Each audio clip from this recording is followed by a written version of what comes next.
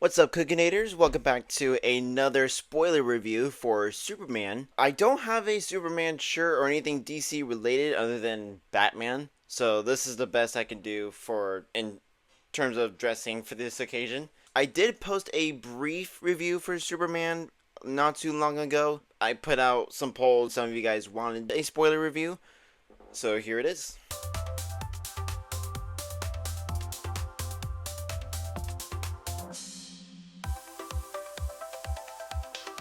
This movie's directed by James Gunn, one of the co-owners of DC. And to give a brief description of the plot, I'll read from Wikipedia. When Superman gets drawn into conflicts at home and abroad, his actions are questioned, giving tech billionaire Lex Luthor the opportunity to get the Man of Steel out of the way for good. Will interpret reporter Lois Lane and Superman's four-legged companion Krypto be able to help him before it's too late? In my brief review, I had to put in some essential stuff, and there was just a lot more I wanted to talk about, so that's why I asked if you guys wanted a spoiler review. Let's get into it. I will talk about the characters, from main characters to some of the smaller side characters, and then later on I'll have my nitpicks and thoughts and feelings, overall review of the movie. Starting with David Corenswet, who plays Superman. He did a very good job playing such a charming superhero, from saving a building of people from a kaiju to saving a little squirrel from actually the same kaiju. There's no context of where this thing came from or how Lex got it, but it's just there for a few minutes, from being a little guy growing to be a big guy. But with Superman, he says some dialogue like, "Oh my gosh, what the heck?"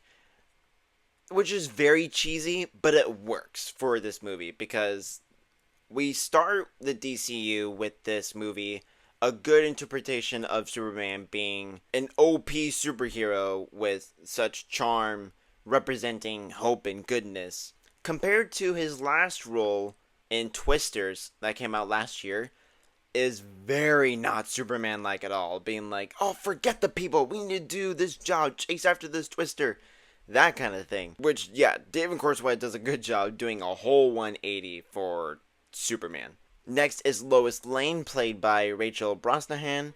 She was in a movie earlier last year called The Amateur. She played a very, very, very, very small role. In Superman, though, she does a very good job being such a persistent reporter of the Daily Planet, especially the one scene between her and Superman doing a fake interview. One thing that kind of bothers me a little bit when she says, like, "I knew this wouldn't work," and Superman asks, "What do you mean this wouldn't work?"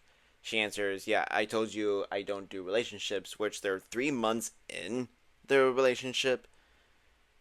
I'm surprised they lasted that long without having a such interview type scenario. But then later on, toward the end of the movie, she gets asked again, "What do you mean by this wouldn't work?" She's like, "I don't know." What do you mean you don't know? You had an answer, and now you don't have an answer. Aside from that, she did a good job as Lois Lane. Now, Lex Luthor, however, played by Nicholas Hoult. What a performance! He does such a great job being a menace of a villain. Not a misunderstood villain or an anti-hero. Like, he is a bad guy. Like, he unalived someone in the middle of the movie. I was mind blown. All because he was a little helpful, trying to help Superman out of the pivot of a road. But Nicholas Hoult continues to impress me with his acting, being from Beast in the later X-Men movies to last year's Nosferatu. He wasn't actually Nosferatu. He played like a main human character. He did a good job in that as well. And then a bald, rich bad guy. Next, we have Nathan Fillion as Green Lantern, and he did have a role in Guardians of the Galaxy 3 as, I think his name was Karjak. And James Gunn loves working with some of the same actors from Marvel to DC. But Nathan Fillion plays Guy Gardner as Green Lantern. He is quite the comic relief in this movie from the bit of the constant bit throughout the movie of naming the group that he leads, allegedly Justice Gang, really insisting on that name being kept. And toward the end of the movie, that he gets solidarity from Metamorpho wanting to join the group. Guy Gardner says no, he can't join. He looks insane. But Metamorpho says that the Justice Gang is a great name for the group. And that quickly changes his mind. Like, okay, yeah, you're in. Like him, Isabella Merced's Hawkgirl, both of their roles are not as big, but not that small either. They have like their good amount of time throughout the movie playing supporting roles. But Isabella Merced looks good as Hawkgirl. But compared to Mr. Terrific, played by Eddie Gathegi, he has more of a prominent role compared to the other two. And he's a low-key a comic relief. And he has such an awesome scene with fighting off a lot of the guards with his fears and playing an old classic song in the background. That is so James Gunn from Guardians of the Galaxy. He has a nick for doing that. And I was only aware of this character from Arrow on CW. And this guy was one of the mutants in X-Men First Class. So I'm glad he kind of has a second chance comeback with this role. Skylar Gisondo, I probably butchered that last name, I'm very sorry. He plays Jimmy Olsen, working for the Daily Planet. And I recognize him from Vacation a decade ago. And he was apparently one of the Lost Boys in Once Upon a Time. His character is super interesting, being, I'd say, a normal-looking, handsome guy. Unknowingly, he can pull off any hot women in this movie, including Eve, who is Lex Luthor's girlfriend in the movie. Because apparently they dated before, and she was more than wanting to get back with him. And Eve is an interesting character as well. And she had quite the redemption toward the end of the movie, as they stated that she's one of the dumbest idiots ever. Because she sends the pictures, like her selfies, like she loves to take selfies, to Jimmy. And a lot of the pictures were actually clues into Lex Luthor's secret plot into owning his own country to do whatever. And as I mentioned earlier, Metamorpho, he's played by Anthony Carrigan, who also was in a movie earlier this year called Death of a Unicorn. I'm pretty sure, and his character was bald in that movie. I'm pretty sure he kept the bald look to play Metamorpho.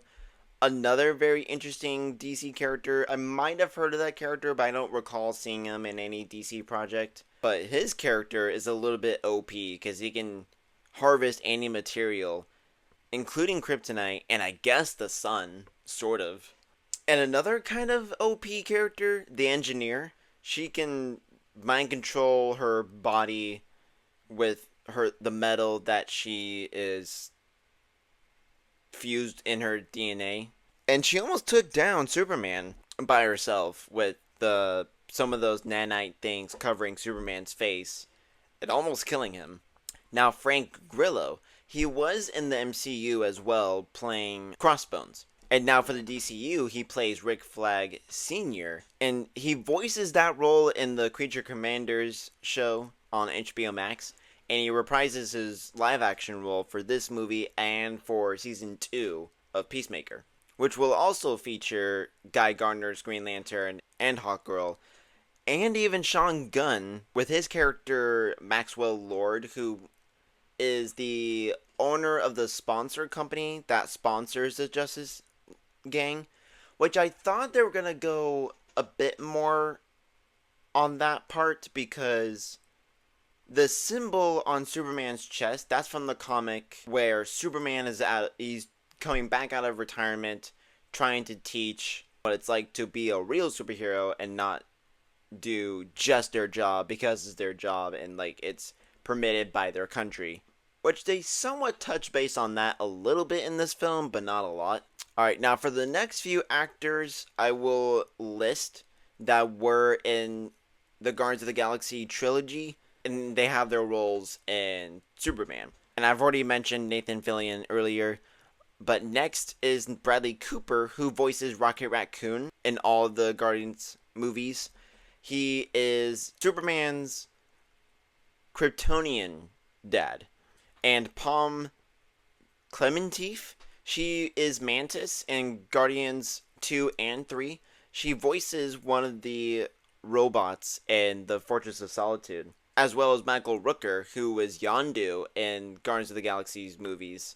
And apparently, Michaela Hoover, who plays Cat Grant of the Daily Planet, she was a nowhere dispatcher in Guardians of the Galaxy, which I cannot tell you who that is. Oh, a couple other actors. Alan Tudyk, who voices the number 4 robot, or Gary. He voices K2SO in Star Wars Rogue One and the Andor show.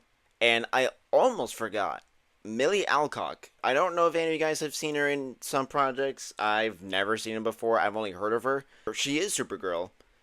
She appears at the end of the movie, and she will have her own movie coming out next year because they just wrapped up filming recently. She seems interesting in that scene that she has. Who apparently Crypto is her dog, which explains the fostering situation in the middle of the movie. I'm excited to see that movie. Now, Crypto, what a dog! He is just, yeah, a dog who has never really been trained properly, but he has his moments of being the good boy that he is. It blows my mind that he looks so real. It's all CGI. It's incredible, especially the one scene where he's just laying on Superman at his mom and pa's place.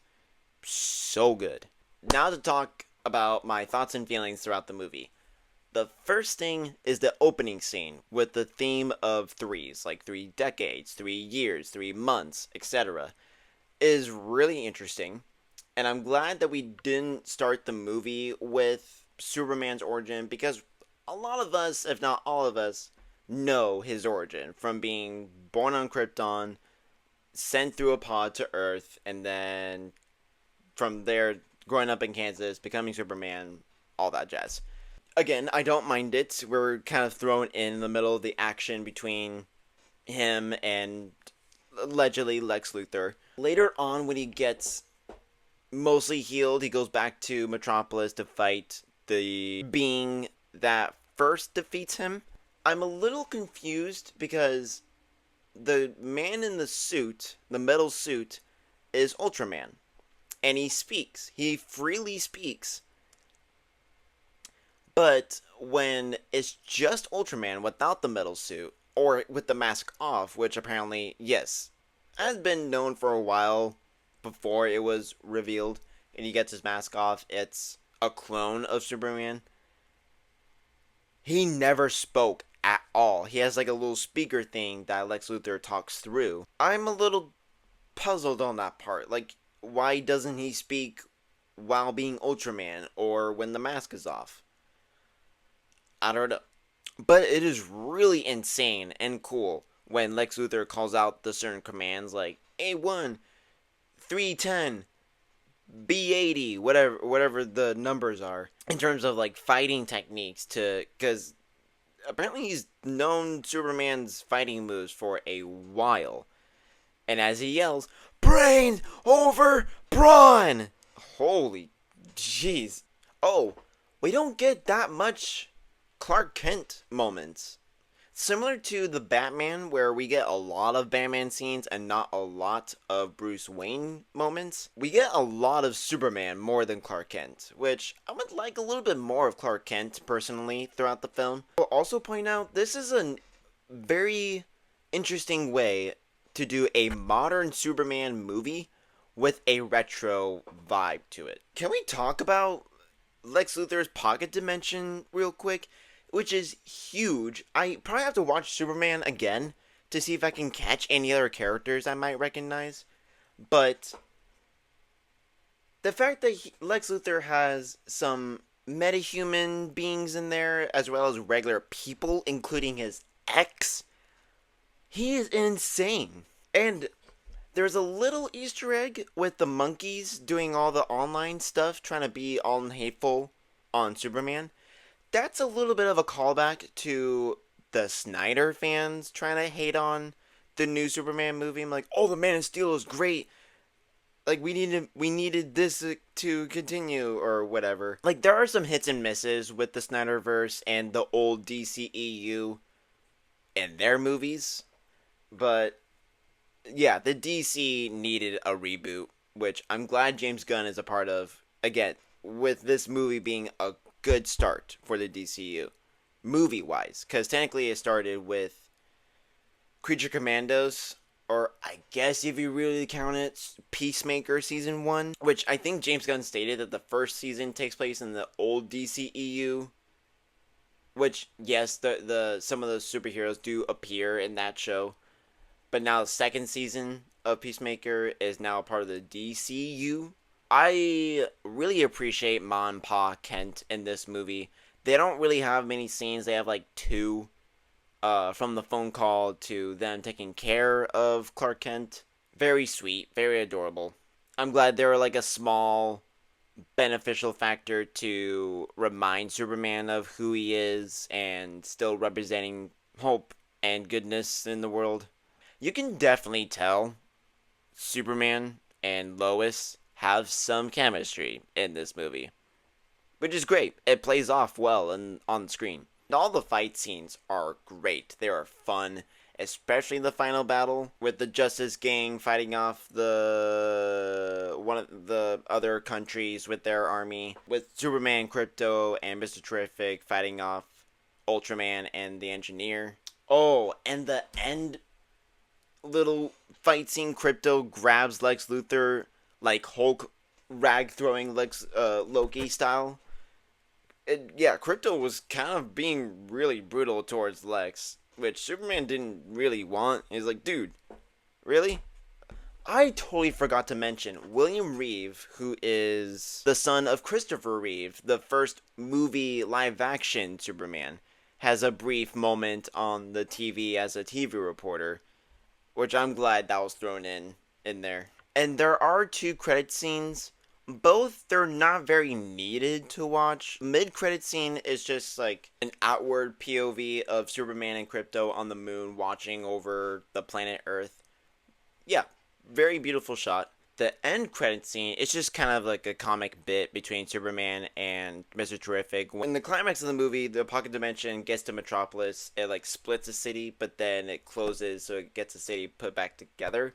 But there was like an imperfect crack where one building is kind of a bit more forward than the other. But overall, and I did say this in my short review, this movie is very comic booky, which is a good thing that in terms of like the suits and the overall look of the movie is good, but dialogue wise, minus Superman's dialogue, or I guess some of his, along with other characters, is just very on the nose, being like, oh, because of what happened 3 years ago, this happened, blah, blah, blah, blah. That happens a few times throughout the movie. It's just a little weird and throwing me off a little bit. But other than that, this is a super good movie. I rated on Letterboxd 4 out of 5, cracking in my top 10 of this year's movies. And that is my spoiler review for Superman 2025. Which, a little fun fact, this was called Superman Legacy, but they changed it to just Superman, which I don't really have a problem with. If you guys like this review, give it a like, comment what you guys think of the movie if you've seen it. Subscribe if you haven't already. I do mostly movie reviews. I also do vlogs every once in a while. Click the bell so you guys won't miss any videos on my channel when they come out. And until next time, bye guys.